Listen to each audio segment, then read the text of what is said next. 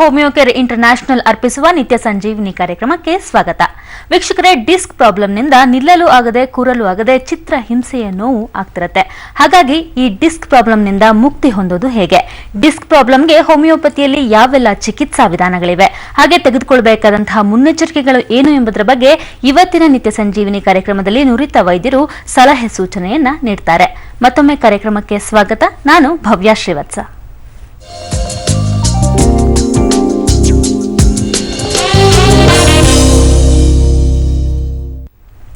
ಇವತ್ತಿನ ಕಾರ್ಯಕ್ರಮದಲ್ಲಿ disc problem ಬಗ್ಗೆ ಸಲಹೆ ಸೂಚನೆಗಳನ್ನ ನೀಡಲಿಕ್ಕೆ ನಮ್ಮ ಜೊತೆ ಇದ್ದಾರೆ ಹೋಮಿಯೋಪತಿ ವೈದ್ಯರಾದಂತಹ ಡಾಕ್ಟರ್ ಶಿವರಾಜ್. ಡಾಕ್ಟರ್ ನಮಸ್ಕಾರ, ವೆಲ್ಕಮ್ ಟು ದ ಶೋ. ನಮಸ್ಕಾರ. ಮೊದಲಿಗೆ ಡಾಕ್ಟರ್, ಈ ಡಿಸ್ಕ್ ಪ್ರಾಬ್ಲಮ್ ಹೇಗೆ ಬರುತ್ತೆ?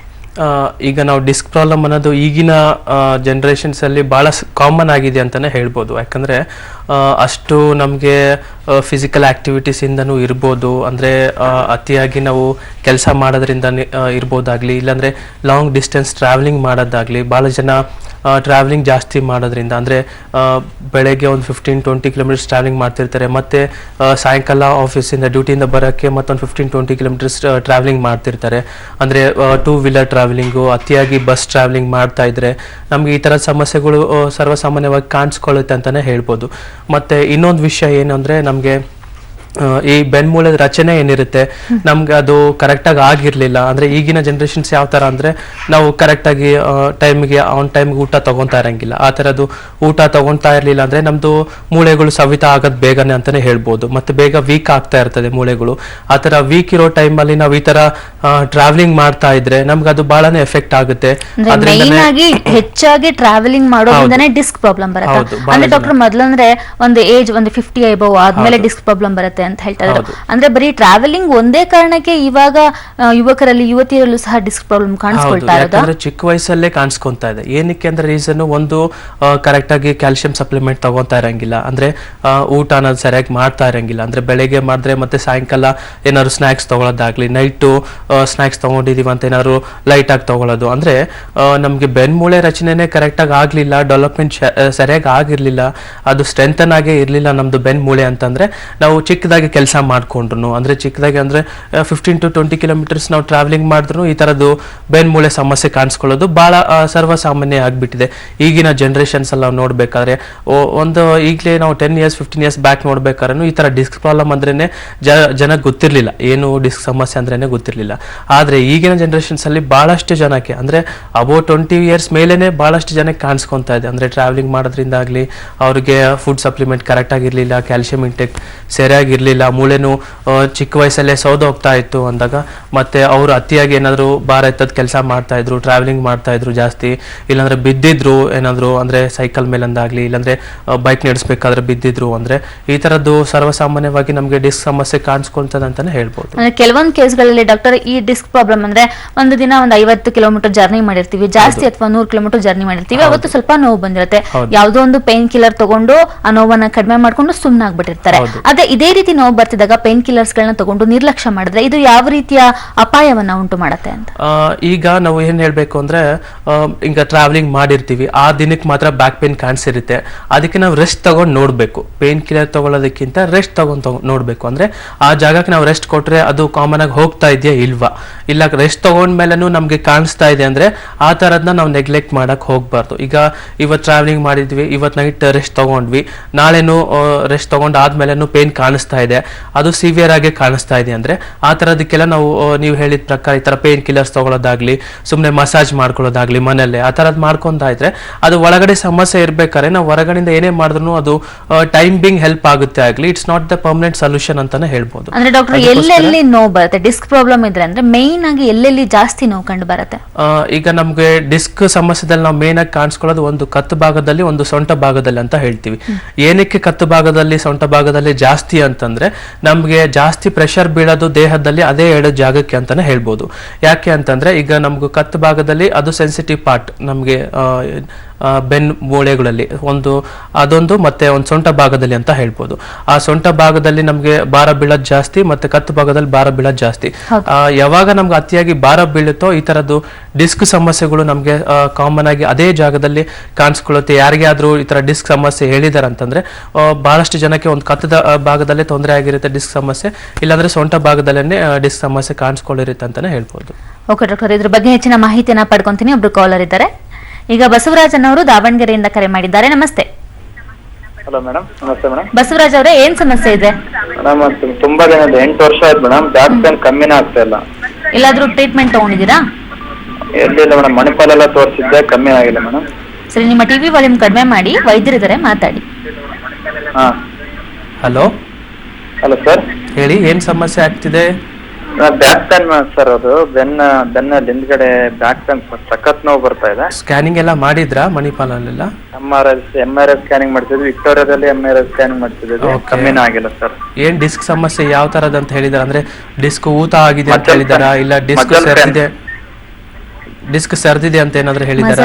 ಇಲ್ಲ, ಡಿಸ್ಕ್ ಏನ್ ಸರ್ದಿಲ್ಲ ಸರ್, ಮಸಲ್ ಪೇನ್ ಅಂತ ಹೇಳ್ತಿದಾರೆ ಸರ್. ಓಕೆ, ಈಗ ಆತರ ಮಸಲ್ ಪೇನ್ ಇದ್ರೆ ನಿಮ್ಗೆ ಇಷ್ಟು ವರ್ಷ ಅನ್ಗಟ್ಲೆ ಕಾಡೋದಿಲ್ಲ. ಅದು ನಿಮ್ಗೆ ಡಿಸ್ಕ್ ಸಮಸ್ಯೆ ಆಗಿದ್ರೆ, ಅದು ಡಿಸ್ಕ್ ಊತ ಅನ್ನೋದಾಗಿದ್ರೆ ಮತ್ತು ಡಿಸ್ಕ್ ಅನ್ನ ಸೇರ್ದಿದ್ರೆ ಮಾತ್ರ ಈ ತರ ನಿಮ್ಗೆ ಸಮಸ್ಯೆ ಕಾಣಿಸ್ತಾ ಇರ್ತದೆ. Just it's A muscle cramp ತರ ಆಗಿದ್ರೆ ನಿಮ್ಗೆ ಅದು ಇಷ್ಟು ಸಮಸ್ಯೆ ದಿನದವರೆಗೂ ಕಾಡ್ಸೋದಿಲ್ಲ ಅಂತಾನೆ ಹೇಳ್ಬೋದು. ಅದಕ್ಕೆ ಆದಷ್ಟು ಸುಮ್ಮನೆ ಮೆಡಿಸಿನ್ಸ್ ಅಂದ್ರೆ ಪೇನ್ ಕಿಲ್ಲರ್ಸ್ ತಗೊಳೋದಾಗ್ಲಿ, ಸುಮ್ಮನೆ ಫಿಸಿಯೋಥೆರಪಿ ಮಾಡಿಸ್ಕೊಳ್ಳೋದಾಗ್ಲಿ, ಅದೆಲ್ಲ ಆದಷ್ಟು ಅವಾಯ್ಡ್ ಮಾಡ್ಕೊಳ್ಳಿ. ಯಾಕಂದ್ರೆ ಟೈಮ್ ಬಿಂಗ್ ಹೆಲ್ಪ್ ಆಗುತ್ತೆ ಆಗ್ಲಿ, ನಿಮ್ಗೆ it is not the permanent ಅಂತಾನೆ ಹೇಳ್ಬೋದು. ಅದಕ್ಕೋಸ್ಕರ ಆದಷ್ಟು ಬೇಗನೆ ಹೋಮಿಯೋಪತಿಕ್ ಡಾಕ್ಟರ್ ಕನ್ಸಲ್ಟ್ ಮಾಡಿ, ಏನೇ ರಿಪೋರ್ಟ್ಸ್ ಮಾಡಿಸಿದ್ರೆ ಅದೆಲ್ಲ ತಗೊಂಬಂದು ತೋರಿಸಿ, ಅದನ್ನ ನೋಡ್ಕೊಂಡು ನಮಗೆ ಯಾವ ತರ ನಿಮ್ಗೆ ಸಮಸ್ಯೆ ಆಗಿದೆ, ಅದಕ್ಕೆ ಯಾವ ತರ ನೀವು ಮೆಡಿಸಿನ್ಸ್ ತಗೋಬೇಕಾಗುತ್ತೆ, ಯಾವ ತರ ನೀವು ಎಲ್ಲ ಪ್ರಿಕಾಷನ್ಸ್ ಅನ್ನೋದು ಫಾಲೋ ಮಾಡಬೇಕು ಅನ್ನೋದೆಲ್ಲ ಹೇಳ್ಕೊಡ್ತೀವಿ. ಅದನ್ನೆಲ್ಲ ನೀವು ಕರೆಕ್ಟಾಗಿ ಫಾಲೋ ಮಾಡಿದ್ರಿ ಅಂದ್ರೆ ನಿಮ್ಗೆ ಈ ಸಮಸ್ಯೆ ಪೂರ್ತಿಯಾಗಿ ಕ್ಲಿಯರ್ ಆಗುತ್ತೆ ಅಂತಾನೆ ಹೇಳ್ಬೋದು.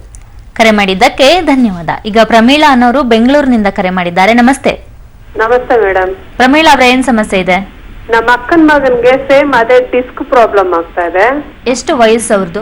ಅವ್ರಿಗೆ 33 ಇಯರ್ಸ್. ಅವನು ಕ್ಲಾಸಿಕಲ್ ಡ್ಯಾನ್ಸರ್. ಎಷ್ಟು ವರ್ಷದಿಂದ ಇದೆ ಅಮ್ಮ? ಅವನ್ಗೆ ಸೊಂಟದಲ್ಲಿ ಮತ್ತೆ ಕುತ್ತಿಗೆಯಲ್ಲಿ ಡಿಸ್ಕ್ ಈಚೆ ಬಂದಿದೆ ಅಂತ ಹೇಳ್ತಾ ಇದಾರೆ. ಓಕೆ, ಡಾಕ್ಟರ್ ಇದಾರೆ, ಮಾತಾಡಿ. ಹಾ, ನಮಸ್ತೆ ಸರ್. ಏನ್ಸ್ ಮಾಡ್ಬೇಕಾದ್ರೆ ಏನಾದ್ರು ಬಿದ್ದಿದ್ದೀರಮ್ಮ ಅವರು? ಇಲ್ಲ ಸರ್, ಅವನು ಒಬ್ನೇ ಇರೋದ್ರಿಂದ ಸರಿಯಾಗಿ ಊಟ ಮಾಡದೆ ಆ ತರ ಆಗಿದೆ ಅಂತ ಡಾಕ್ಟರ್ ಹೇಳ್ತಾ ಇದಾರೆ. ಓಕೆ, ಅದಕ್ಕೆ ನಿಮ್ಮದ್ರಲ್ಲಿ ಬಂದ್ರೆ ಏನ್ ಟ್ರೀಟ್ಮೆಂಟ್ ಕೊಟ್ಟು ಅದು ಸರಿ ಹೋಗುತ್ತೆ ಅಂತ. ಅವನು ಮೊನ್ನೆ ಒಂದು 2 ತಿಂಗಳಿಂದ ಆಯುರ್ವೇದಿಕ್ ಹೋಗಿ ಅಲ್ಲೆಲ್ಲ 15 ದಿವಸ ಅಡ್ಮಿಟ್ ಆಗಿ ಎಲ್ಲ ಇದ್ ಮಾಡ್ಸ್ಕೊಂಡ್ ಬಂದ. ಅವರೆಲ್ಲ ಕ್ಲಿಯರ್ ಆಗಿದೆ. ಆದ್ರೆ ಸೊಂಟದಲ್ಲಿರೋ ಡಿಸ್ಕ್ ಒಳಗಡೆ ಹೋಗ್ಬೇಕು ಮತ್ತೆ ಕುತ್ತಿಗೆಯಲ್ಲಿರೋದು ಒಳಗಡೆ ಹೋಗ್ಬೇಕು ಅಂತ ಅವರು ಬೆಲ್ಟ್ ಕೊಟ್ಟಿದ್ದಾರೆ. ಅದೇ ಇವಾಗ ನೋಡ್ದೆ, ನೀವು ಸೇಮ್ ಅದೇ ಭಾಗನ ತೋರ್ಸ್ಬಿಟ್ಟು ಹೇಳ್ತಾ ಇದ್ರೆ.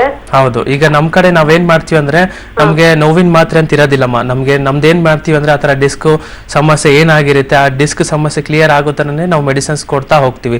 ಅದ್ರ ಜೊತೆಗೆ ನೀವು ಯಾವ ಜಾಗದಲ್ಲಿ ಈ ತರ ಕತ್ತು ಭಾಗದಲ್ಲಿ ಸಮಸ್ಯೆ ಆಗಿದ್ರೆ, ಈ ತರ ಸೊಂಟ ಭಾಗದಲ್ಲಿ ಸಮಸ್ಯೆ ಆಗಿದ್ರೆ ಅದಕ್ಕೆ ಯಾವ ತರ ಈಗ ಬೆಲ್ಟ್ ಕೊಟ್ಟಿದ್ದಾರೆ ಅಂತ ಹೇಳಿದ್ದಾರೆ, ಆ ತರ ಬೆಲ್ಟ್ ಅನ್ನೋದು ಅವ್ರು ರೆಗ್ಯುಲರ್ ಆಗಿ ಮೆಡಿಸಿನ್ಸ್ ಜೊತೆಗೆ ಯೂಸ್ ಮಾಡ್ತಾನೆ ಇರಬೇಕು. ಅದು ಮೆಡಿಸಿನ್ಸ್ ಜೊತೆಗೆ ಬೆಲ್ಟ್ ರೆಗ್ಯುಲರ್ ಆಗಿ ಯೂಸ್ ಮಾಡಿದ್ರು ಮತ್ತೆ ಅದೇ ಜಾಗಕ್ಕೆ ಭಾರ ಬೀಳಾರ್ದಾಗ ನೋಡ್ಕೊಂಡ್ರು ಅಂದ್ರೆ ಟ್ರಾವೆಲಿಂಗ್ ಮಾಡೋದು ಅವಾಯ್ಡ್ ಮಾಡಬೇಕು, ಭಾರ ಎತ್ತೋದಾಗ್ಲಿ ಅವಾಯ್ಡ್ ಮಾಡಬೇಕು.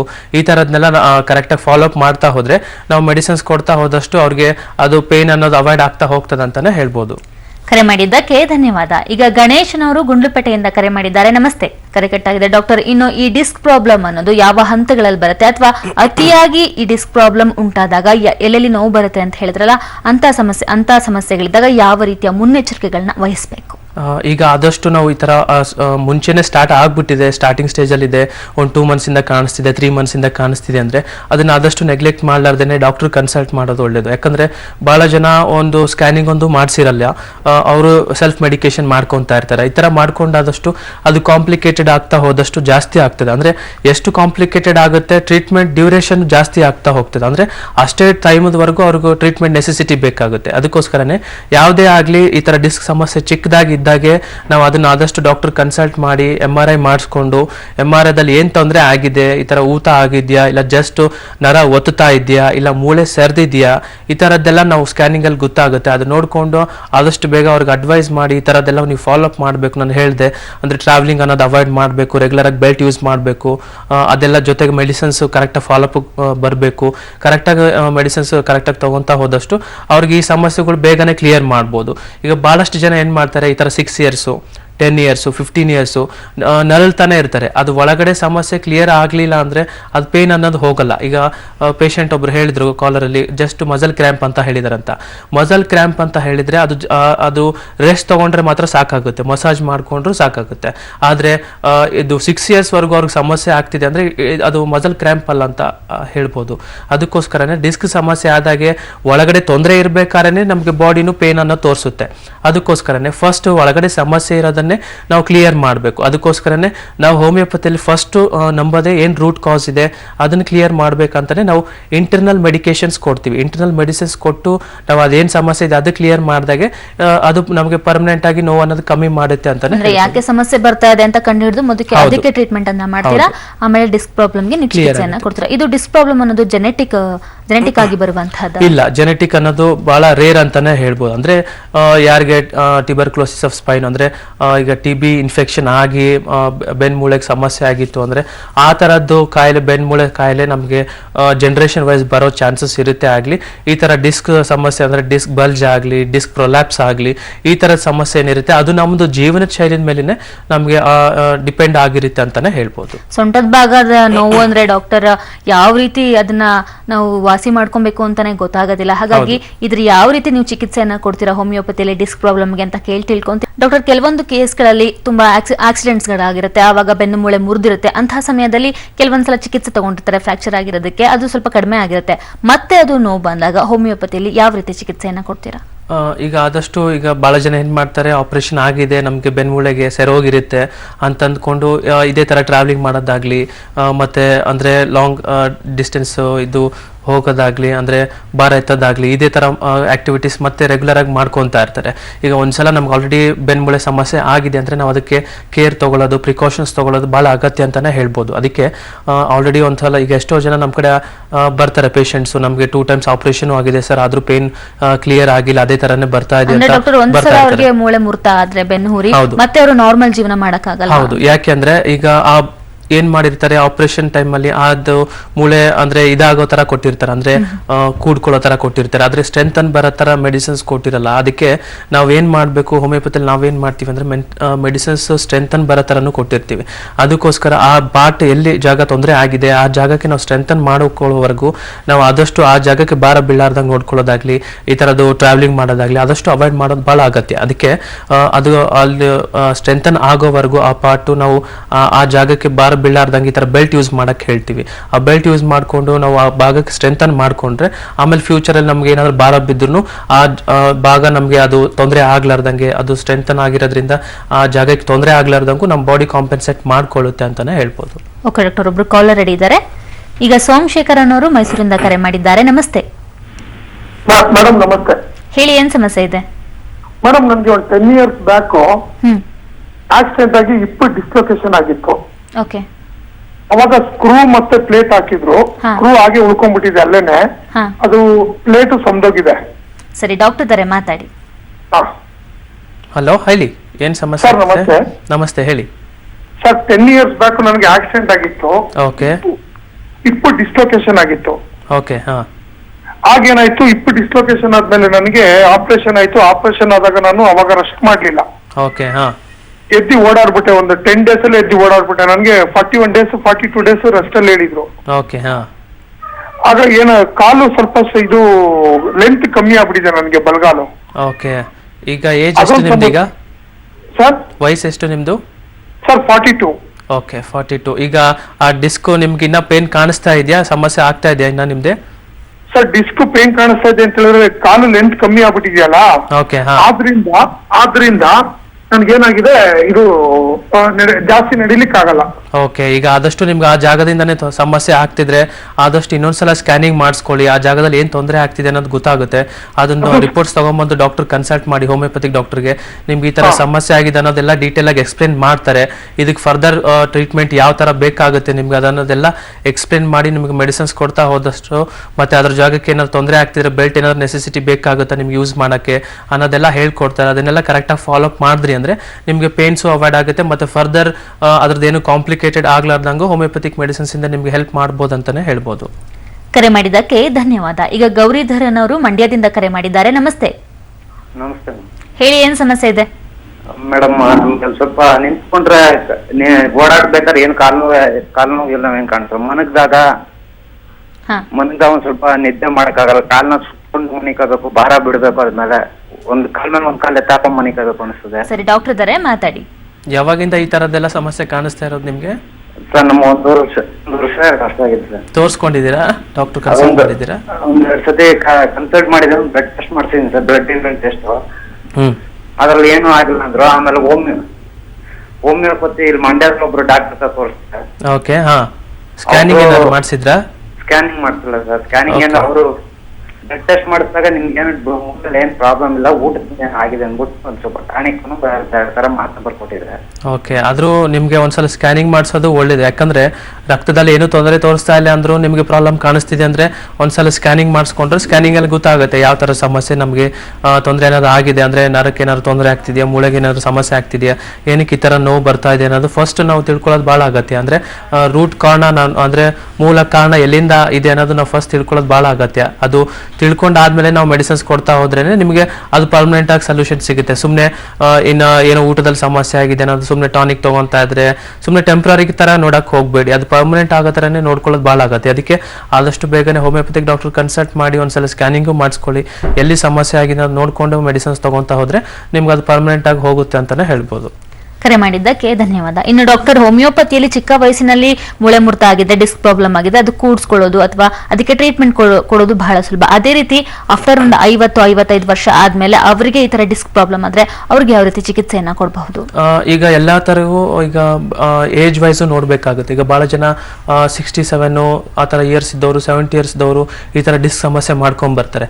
ಆದ್ರೆ ಅವ್ರಿಗೆ ಬಹಳ ಟೈಮೇ ತಗೊಳುತ್ತೆ ಅಂತಾನೆ ಹೇಳ್ಬೋದು. ಯಾಕಂದ್ರೆ ಆಲ್ರೆಡಿ ಮೂಳೆಗಳು ವೀಕ್ ಆಗಿರುತ್ತೆ, ನರಗಳು ವೀಕ್ ಆಗಿರುತ್ತೆ, ಅವ್ರಿಗೆ ಈ ತರ ಡಿಸ್ಕ್ ಸಮಸ್ಯೆ ಮಾಡ್ಕೊಂಡಿರ್ತಾರೆ.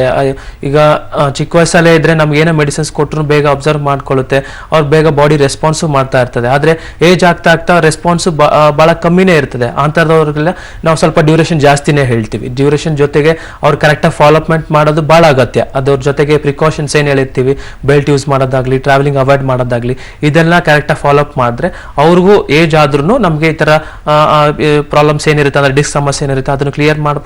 ಅವರಿಗೆ ಮತ್ತೆ ಫ್ಯೂಚರ್ ಅಲ್ಲೂ ಕಾಂಪ್ಲಿಕೇಶನ್ ಆಗ್ಲಾರ್ದಂಗೆ ಆ ಡಿಸ್ಕ್ ಸಮಸ್ಯೆದಿಂದ ಅದನ್ನು ಹೋಮಿಯೋಪತಿಕ್ ಮೆಡಿಸಿನ್ಸ್ ಇಂದ ನಾವು ಕಂಟ್ರೋಲ್ ಮಾಡಿಸಬಹುದು ಅಂತಾನೆ ಹೇಳ್ಬೋದು.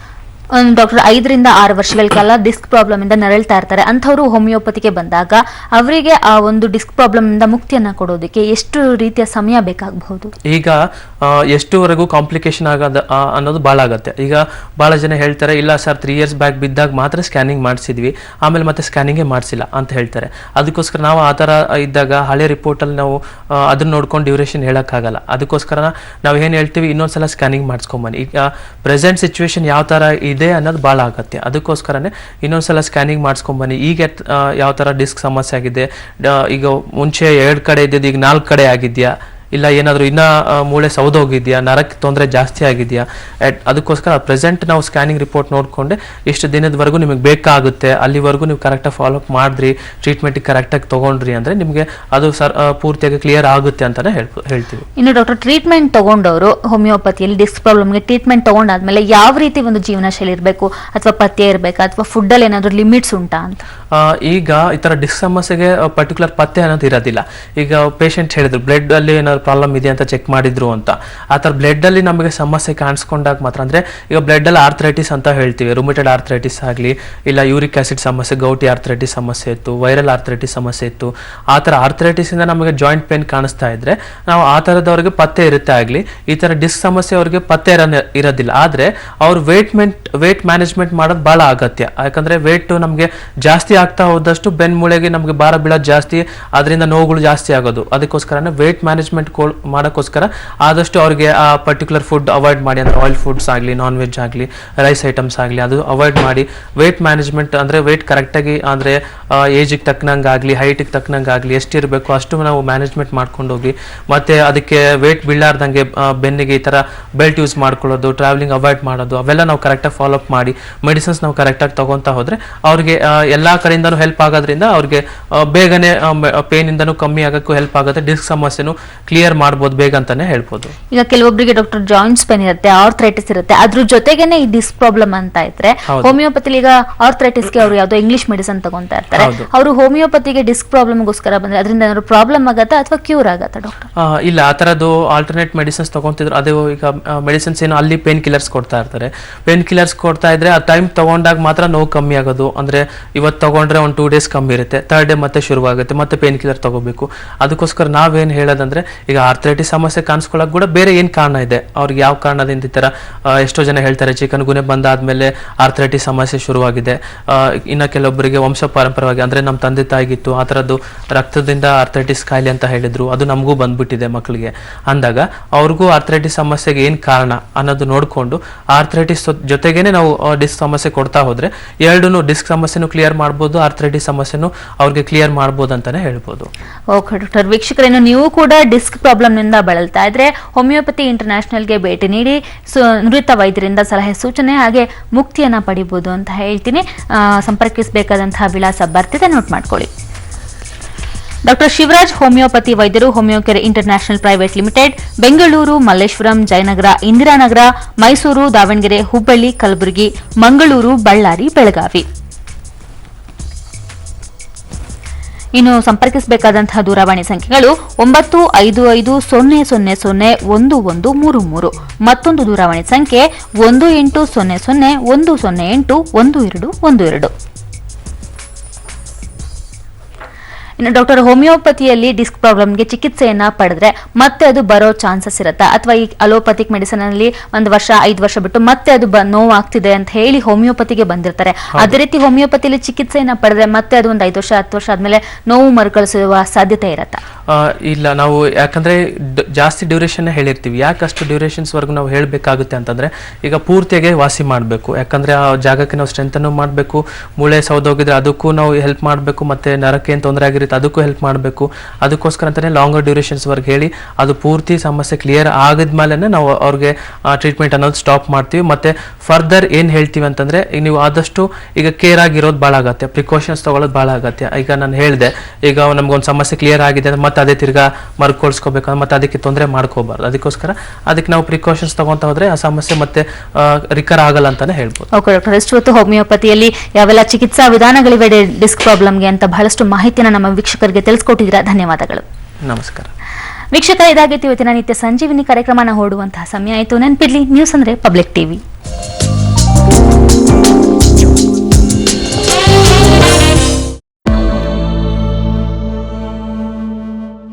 ಮೋದಿಗೆ ಸಹಾರಾ ಸಂಸ್ಥೆಯಿಂದ 40 ಕೋಟಿ ಹಾಗೂ ಬಿರ್ಲಾ ಸಂಸ್ಥೆಯಿಂದ 12 ಕೋಟಿ ಕಿಕ್ ಬ್ಯಾಕ್ ಸಿಕ್ಕಿದೆ ಅನ್ನೋ ಆರೋಪದ ದಾಖಲೆಗಳನ್ನು ಇವತ್ತು ರಾಹುಲ್ ಗಾಂಧಿ ತಮ್ಮ ಟ್ವಿಟರ್ ಖಾತೆಯಲ್ಲಿ ಹಂಚಿಕೊಂಡಿದ್ದಾರೆ. ಇನ್ನು ನಿನ್ನೆ ರಾಹುಲ್ ಆರೋಪಕ್ಕೆ ಇವತ್ತು ಸ್ವಕ್ಷೇತ್ರ ವಾರಣಾಸಿಯಲ್ಲಿ ಪ್ರಧಾನಿ ಮೋದಿ ತಿರುಗೇಟು ಕೊಟ್ಟರು. ಮೊದಲಿಗೆ ಒಂದು ಬ್ರೇಕಿಂಗ್ ನ್ಯೂಸ್ ಇದೆ. ರಾಜ್ಯ ಸರ್ಕಾರ ಬಿದ್ದು ಹೋಗುತ್ತೆ, 3 ಸಚಿವರು ರಾಜೀನಾಮೆಯನ್ನ ಕೊಡ್ತಾರೆ ಅಂತ ಯಡಿಯೂರಪ್ಪನವರು ಹೇಳ್ತಾನೆ ಇದ್ರು. ಆದ್ರೆ ಇದುವರೆಗೂ ಕೂಡ ಆ ವಿಷಯಕ್ಕೆ ಸಂಬಂಧಪಟ್ಟಂತೆ ಯಾವುದೇ ದಾಖಲೆಗಳನ್ನು ಅವರು ಬಿಡುಗಡೆ ಮಾಡಿಲ್ಲ.